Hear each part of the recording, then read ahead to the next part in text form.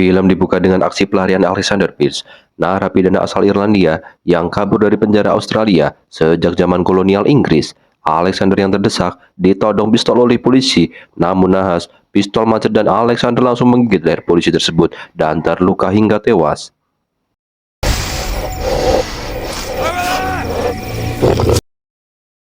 Di masa sekarang, sepasang kekasih bernama Nina dan Matt sedang asik mengobrol sebelum akhirnya pesawat yang mereka tumpangi mendarat. Matt bermasuk menemui temannya Jack yang merupakan sahabat karibnya yang bekerja di real estate sekaligus sebagai sponsor perjalanan ke Pulau Tasmania yang akan mereka rencanakan. Jack tidak keberatan dan justru senang dengan rencana ini. Kebetulan dia juga sedang jenuh dengan pekerjaannya karena sudah sebulan lebih dia belum berhasil menjual satu unit apartemen milik Agung Sedayu Group. Singkat cerita, mereka pun melakukan perjalanan menggunakan mobil milik Jack sekaligus membawa perahu boot. Namun, Jack tidak sendirian. Dia mengajak pacar Elsie-nya, Rebecca.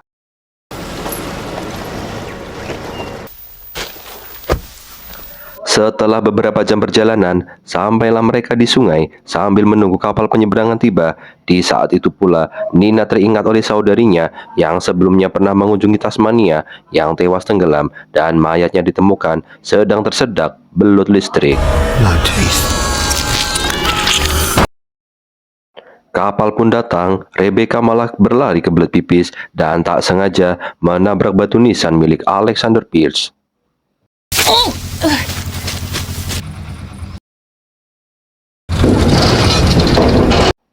Mobil Jack pun berhasil naik kapal dan penyeberangan pun dimulai. Di atas kapal, Matt sedang asik ngobrol dengan anak gadis kecil yang tanpa sebab tiba-tiba menggigit tangan Matt.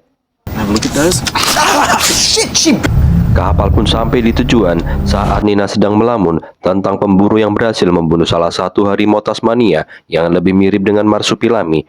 Nina yang merupakan mahasiswi biologi sedang melakukan penelitian mengenai keberadaan marsupilami. Di depan para dosen pengujinya, dia menjelaskan beberapa titik lokasi keberadaan marsupilami yang didukung data foto sejarah dan jejak hewan. Perjalanan pun dilanjutkan dengan Nina yang menyetir dan tiba-tiba sebuah mobil pick-up kuning nyelonong memotong jalan. Karena kaget, Nina langsung memikirkan mobilnya. One driving, Nina. You ever heard of a rear view fuck? Jack yang khawatir mobilnya lecet dan penyok segera turun mobil dan menggantikan Nina menyetir mobil. Sementara Nina duduk di belakang bersama Rebecca dan perjalanan pun dilanjutkan. Sarah, welcome to the... Hari pun berubah petang, mereka sampai di suatu tempat yang sangat kumuh dan mereka berhenti sejenak. Kebetulan mobil kuning tadi juga di sana. Rebecca yang memang menderita batu ginjal turun duluan dan masuk ke sebuah bar yang kebetulan kembali ke belut pipis. Mereka pun masuk ke bar itu yang lebih mirip karaoke remang-remang. Matt dan Jack curiga karena orang-orang di sana semuanya laki-laki dan hanya penjaga bar dan seorang gadis kecil yang perempuan. Tiba-tiba ada seorang laki-laki bernama Harvey yang menghampiri mereka dan tampak dia begitu sok kenal dan sok dekat dan tampak sopir mobil pick-up kuning yang sedang mengganti ban kempes mobilnya. Pesta miras oplosan pun dimulai. Tampak Nina sedang asing mengobrol dengan Harvey. Karena agak mabuk, salah satu pria tua mengeluarkan gigi palsunya untuk bahan bercandaan dan semua orang tertawa sampai-sampai Nina lupa bahwa Harvey meremas pahanya.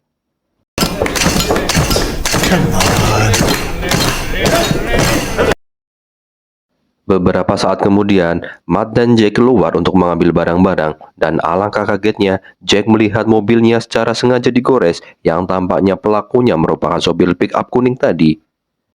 Mereka pun masuk ke penginapan di sekitar sana, saat Matt yang seminggu belum ganti oli, tampak menggoda Nina, namun Nina yang belum mood, mengalihkan perhatian Matt dengan memperlihatkan isi koran berita mengenai beberapa pendaki gunung yang hilang misterius di sana, dan ada hubungannya dengan Alexander Pierce. Sorry.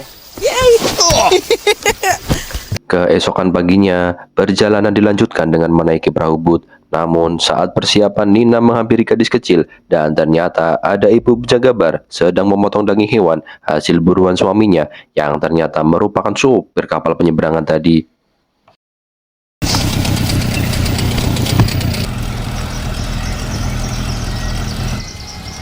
Perahu pun berjalan di tengah cuaca yang dingin dan berkabut. Sambil berdiskusi mengenai tempat aneh di penginapan, tiba-tiba dari kejauhan tampak seorang laki-laki sedang berdiri mengawasi mereka. Perahu Bud pun berputar mencari lokasi bersandar yang tepat, dan akhirnya mereka pun tiba di lokasi.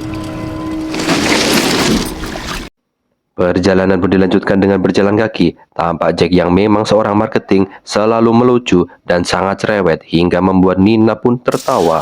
Jack, I pity your poor mom. Setelah setengah hari perjalanan, mereka butuh beristirahat dan ketemulah sebuah gua dan mereka pun beristirahat di sana. Not sleeping in a cave. Jack, Yeah. Try enough.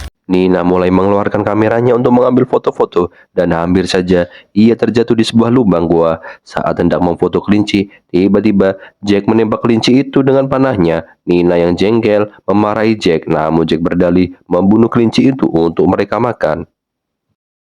Law against popping rabbits. I mean, do I hear any thanks for that? Malam pun tiba, Jack sedang membuat sate kelinci dan mereka pun lanjut tidur. Nina bermimpi tentang saudarinya Ruth yang sedang dikejar oleh beberapa orang karena terjebak hingga tebing jurang sungai. Ia pun terjatuh.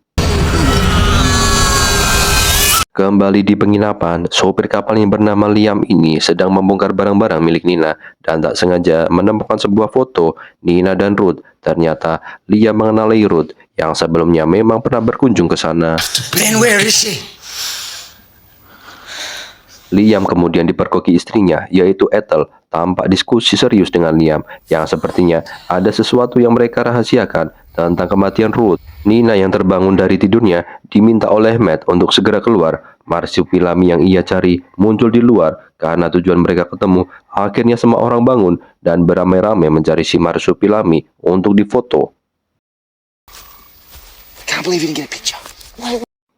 Rebecca yang ikut membantu memakai kamera Sony Ericsson HP-nya untuk menerangi jalan dan tidak sengaja menjumpai gadis kecil tadi. Hendak menolong gadis tersebut, ia malah diserang oleh manusia kanibal dan akhirnya tewas. Tanpa pikir panjang, manusia bangkai itu langsung menggigit wajah Rebecca dan memakannya.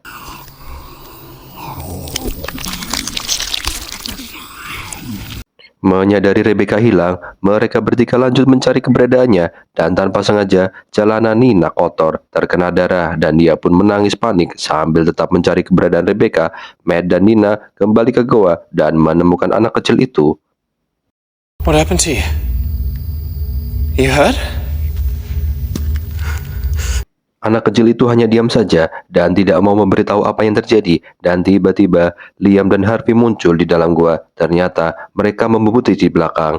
Harvey dan Liam pun menawarkan bantuan untuk ikut mencari Rebecca.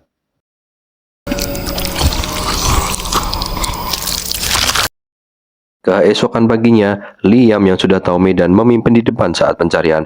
Mereka menemukan terowongan dan berpencar. Nina dan Matt masuk ke dalam sementara Liam di luar. Setelah Nina dan Matt sampai di ujung terowongan, secara tidak terduga, Liam tewas karena kepalanya dibacok oleh manusia kanibal. Sementara Jack yang sedang mencari sendirian dan Matt dan Nina yang melihat bekas darah berceceran tiba-tiba menemukan sepotong telinga dan karena jijai langsung melemparnya. Di saat bersamaan, karena kaget, Jack tak sengaja menembak Harvey yang tembus ke pipi hingga tertancap ke pohon. Oh, Jesus Christ, Jack! What the fuck? Matt dan Nina datang dan menjelaskan Jack bahwa Harvey dan Liam datang membantu. Jack yang masih diliputi kekesalan dan tidak mengetahui kedatangan Harvey tampak tidak peduli dengan hal itu. What about the blood on Rebecca's jacket? Jack, what? We do. Matt pun menyuruh Harvey untuk memimpin perjalanan dan akhirnya sampailah mereka di sebuah pondok tua di tengah hutan. Saat Matt dan Jack masuk, Nina dan Harvey menunggu di luar. Di dalam pondok, mereka menemukan beberapa tulang iga dan beberapa potongan tubuh manusia lainnya dan menemukan sebuah dandang yang masih dimasak yang ternyata isinya sebuah kancut belang-belang dan mereka berdua tertawa sejenak. Di sisi pondok lainnya, Jack yang sedang berjalan tiba-tiba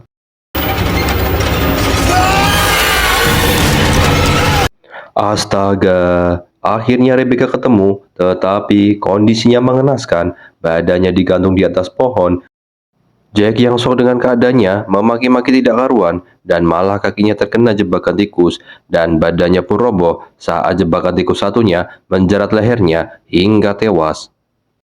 Matt dan Nina yang melihat kejadian itu langsung bergegas menolong, namun sudah terlambat. Di tengah kepanikan itu, Matt melihat sebuah mobil dan berlari masuk mobil, berusaha menyalakannya, sementara Nina masuk ke dalam pondok. Alangkah terkejutnya saat masuk, badannya langsung disekap oleh manusia kanibal dan ternyata otak di balik semua pembunuhan berantai itu adalah si Harvey. Selama ini dia berpura-pura baik untuk menutupi semua kejahatannya. Saat Harvey hendak menggrepinya, Nina berontak dan berhasil kabur. Matt yang melihat kejadian itu langsung berlari. Nina! Nina yang berlari kemudian terjatuh dan terpleset, sampailah di atas rel kereta, di atas jembatan, dengan kondisi tertatih-tatih. Matt yang berada di bawah jembatan melihat Nina di atas dan memanggilnya. Saat Nina mencari suara Matt, tiba-tiba Harvey dan manusia kanibal datang dan mengepungnya. Oh, you're a silly girl. Dalam posisi terjepit, Nina yang dalam kondisi tertekan dan penuh kepanikan akhirnya memilih melompat ke sungai. Sama seperti yang dilakukan oleh Ruth, Matt pun berteriak namun sudah terlambat. Beberapa saat kemudian, Ethel datang membalas dendam kematian Liam dan segera membunuh manusia kanibal itu hingga tewas dan mayatnya pun terjun ke sungai. Entah bagaimana yang terjadi, Matt sampai ke atas jembatan menemui Ethel, namun Harvey sudah hilang. Ethel meminta maaf kepada Matt karena terlambat menolong Nina, dan karena menyesal, dia pun bunuh diri dengan menyayat lehernya sendiri menggunakan pisau.